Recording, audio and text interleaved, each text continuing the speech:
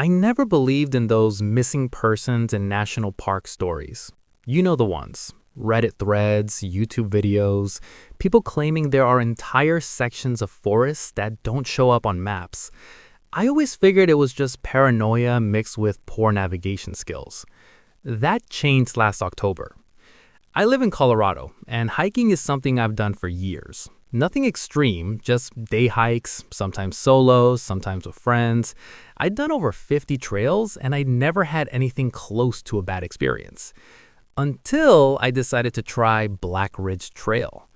The weird thing is, I didn't even plan to go there. I was originally heading to a much more popular trail, Pine Hollow Ridge. But when I got to the parking area, it was completely packed. Cars lined both sides of the road, people everywhere, kids yelling, dogs barking. Not exactly the quiet nature experience I was hoping for. So I pulled up Google Maps and started looking around for alternatives nearby. That's when I saw it. Black Ridge Trailhead, about 15 minutes further up a narrow mountain road. No reviews, no photos, just a small label on the map. That should have been my first red flag. The drive there felt off. The road narrowed until it was basically a single lane, with overgrown bushes scratching both sides of my car. No other vehicles passed me. No signs, no indication this was a maintained route. Eventually, I reached the small clearing. There was space for maybe 3 cars. Only one was parked there, an old, faded pickup truck with rust along the doors. I remember thinking, good, at least I'm not completely alone. There was a wooden sign near the start of the trail. It looked old, like it had been there for decades. The paint was chipped, but I could still make out the words. Black Ridge Trail. Underneath, someone had scratched something into the wood.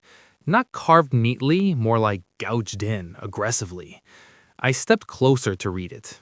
It said, "Do not go off the path." I actually laughed. It felt like something someone added as a joke, maybe teenagers messing around. Looking back, I don't think it was a joke. The trail itself was surprisingly well defined at first. Dirt path, light incline, trees spaced just enough to let sunlight through. It was quiet, but not unnaturally so. Birds, wind, the usual forest sounds. I passed a few markers, small wooden posts with faded yellow paint. About 20 minutes in, I noticed something strange. The deeper I went, the quieter it got. Not gradually, suddenly, like someone had muted the forest. No birds, no insects, no wind, just silence. I stopped walking for a second, just to listen. That's when I heard it. Footsteps. Behind me. I turned around immediately. Nothing. The trail stretched back the way I came, completely empty. I told myself it was just echo, my own footsteps bouncing weirdly through the trees.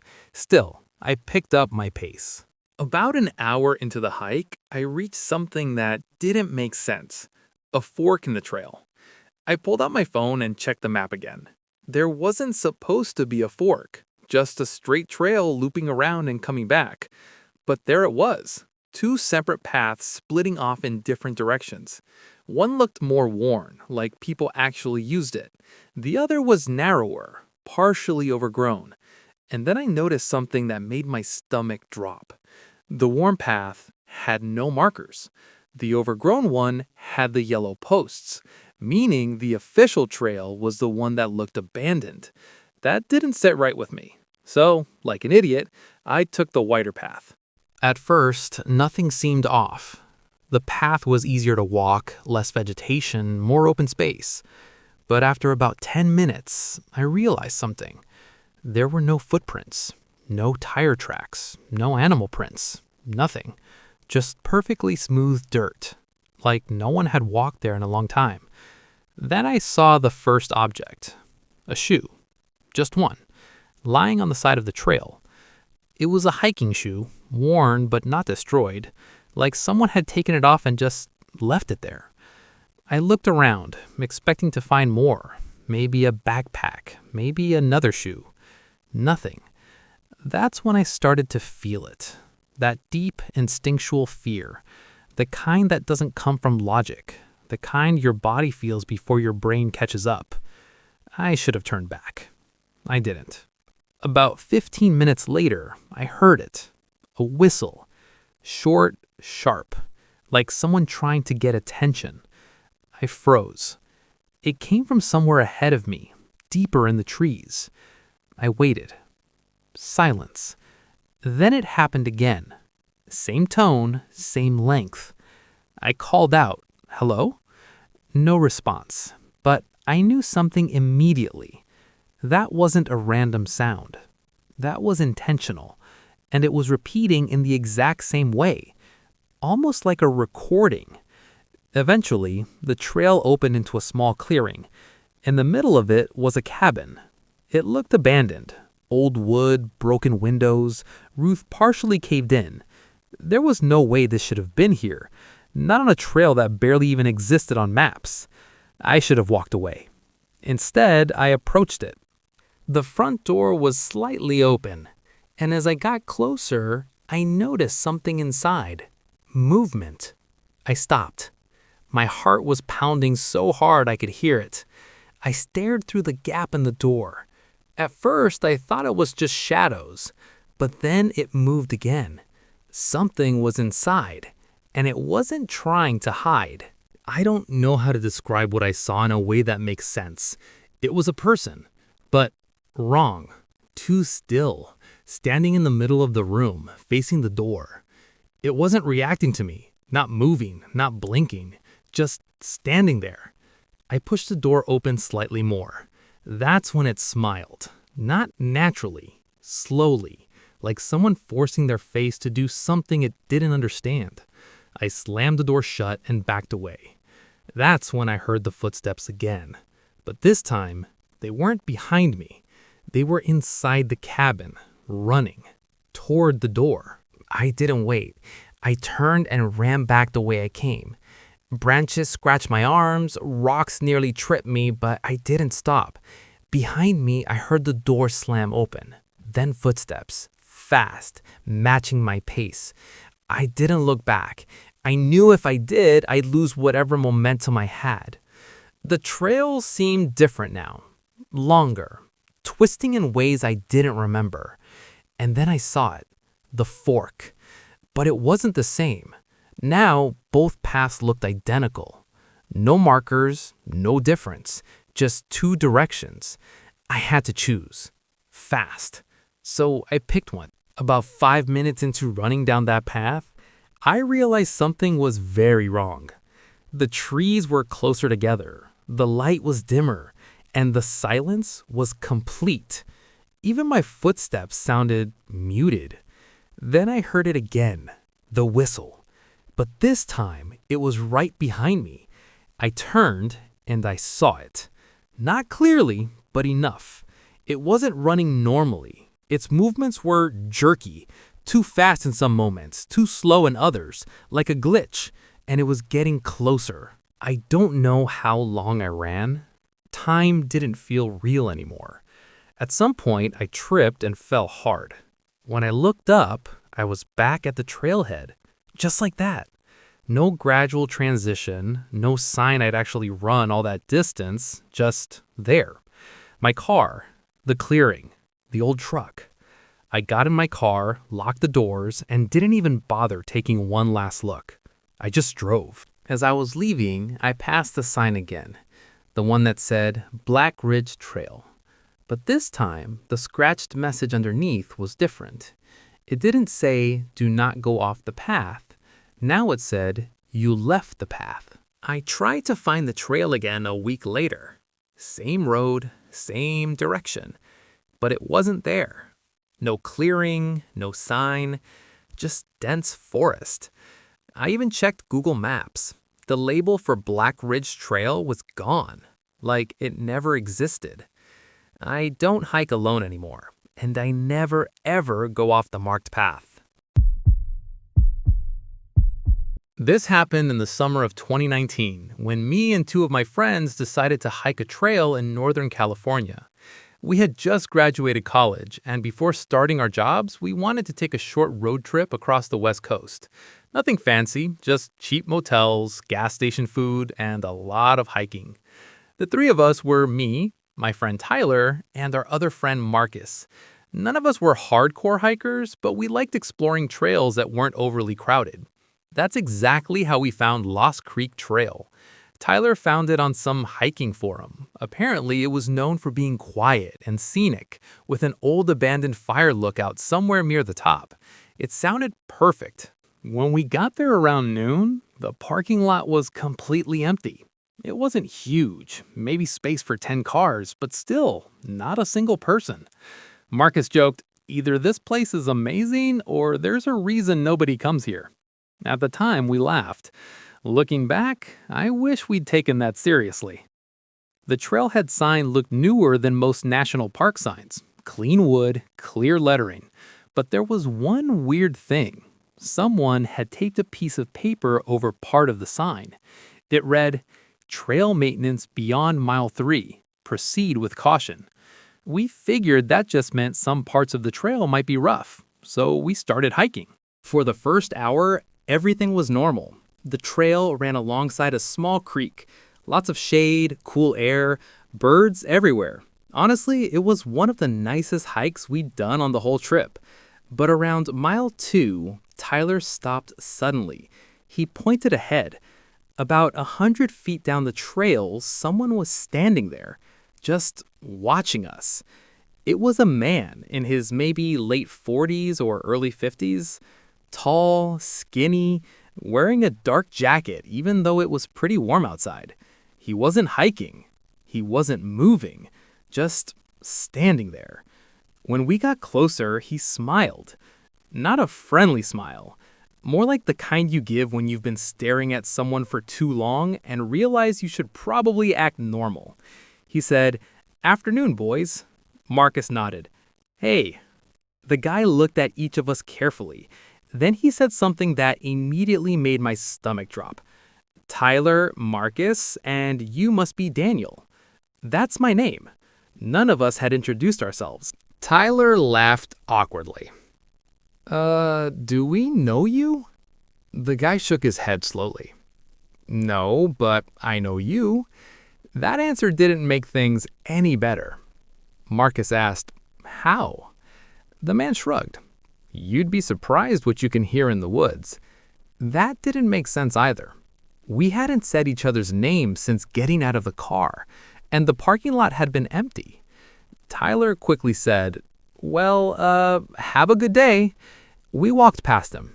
As we did, I noticed something strange. His shoes were spotless, like he hadn't been walking the trail at all. After we passed him, none of us spoke for about 5 minutes. Then Marcus finally said what we were all thinking. "Okay, that was weird." Tyler agreed.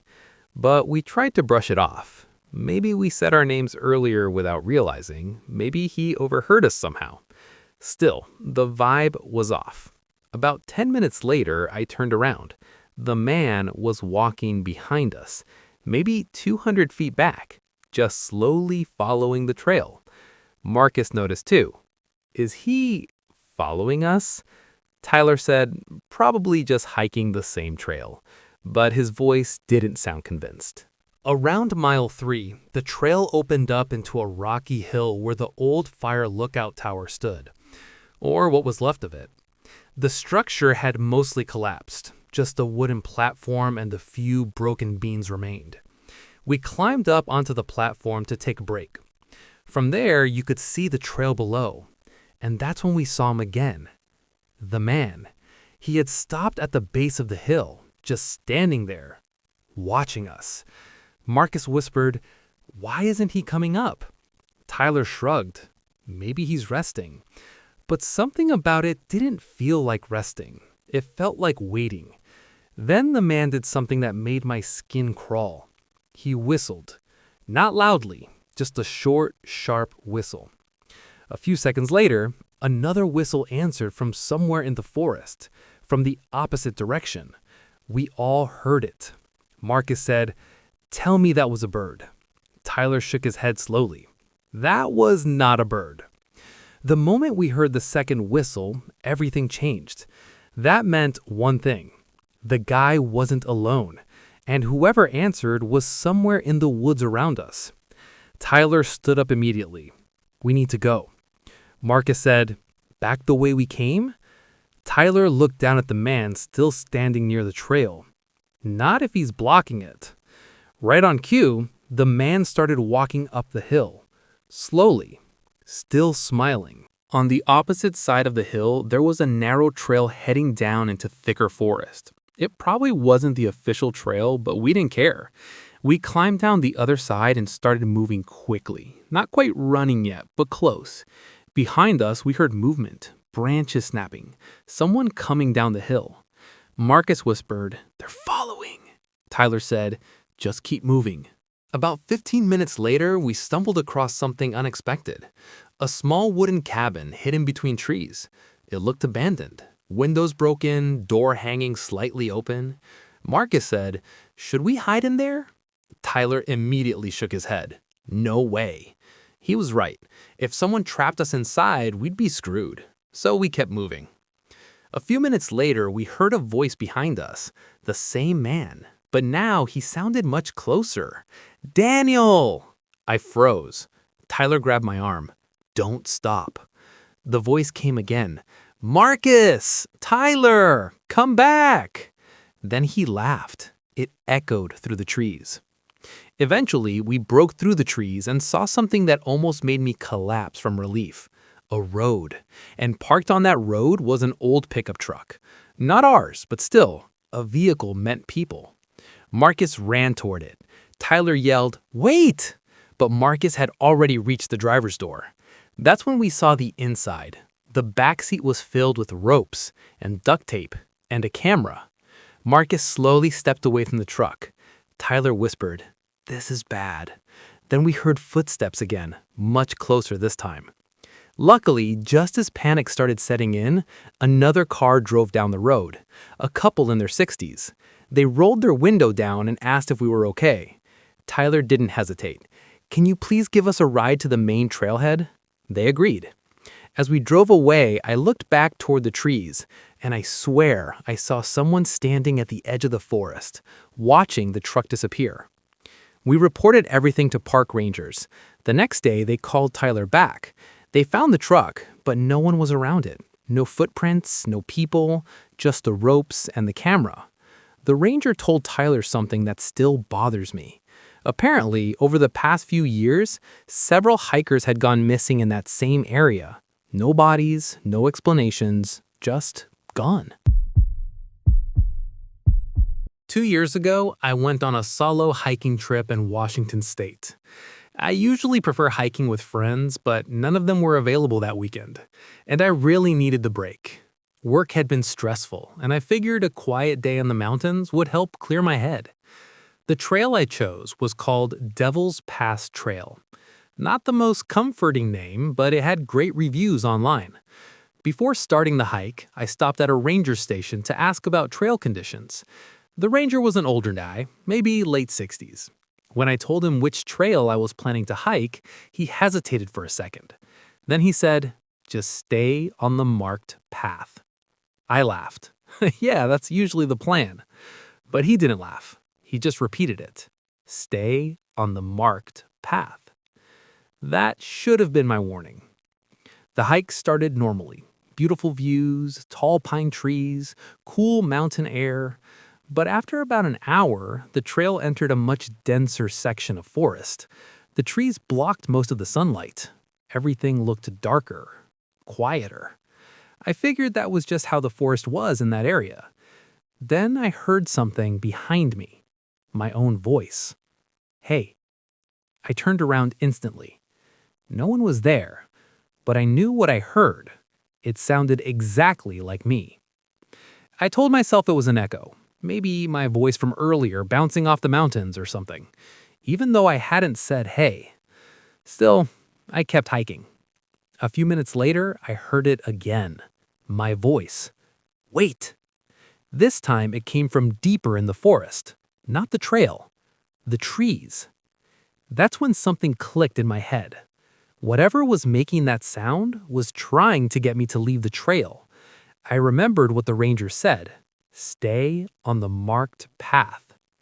So I kept walking, faster. Then the voice came again. Now it sounded panicked. Help! My exact voice, like I was screaming from somewhere in the woods. I knew it wasn't real. I knew I hadn't made that sound. But hearing your own voice begging for help, it messes with your brain. Every instinct tells you to go look, to help, to investigate. But I didn't. I stayed on the trail, and I didn't stop walking. About 20 minutes later, I reached the clearing, and that's when I saw something moving between the trees. Tall, thin, standing perfectly still, watching me. Then it spoke, in my voice. Why didn't you help me? I didn't answer. I just kept walking. And eventually, the voice stopped. When I got back to the ranger station, I told the same ranger everything. He didn't look surprised. He just nodded slowly. Then he said something I'll never forget. You did the right thing. I asked what he meant. He said, everyone who goes missing on that trail, they always say they heard someone calling for help in the woods. If you made it this far, you already know these weren't just normal hiking stories. And honestly, that's what makes them so unsettling. Before you click off, I want to hear from you. Have you ever experienced something strange while hiking or being out in the woods? Let me know down in the comments. I read a lot of them, and some of your stories might even be featured in a future video. If you enjoyed this video, make sure to hit the like button. It really helps the channel grow and lets me know you want more content like this. And if you're new here, don't forget to subscribe and turn on notifications so you don't miss the next upload. Lastly, share this video with a friend, especially someone who loves hiking, because after hearing this, they might think twice.